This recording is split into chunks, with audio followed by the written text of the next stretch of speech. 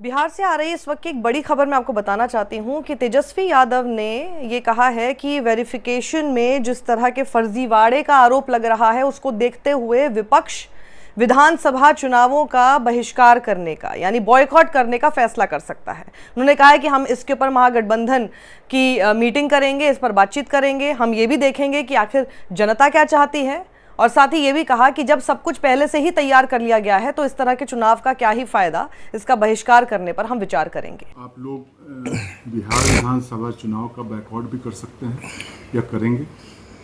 लोगों से बात करेंगे। जब आप जो है चुनाव ईमानदारी से कराइएगा ही नहीं, जो बीजेपी वोटर लिस्ट देगी आप उसी वोटर लिस्ट पे आप चुनाव कराइएगा तो चुनाव का क्या मतलब?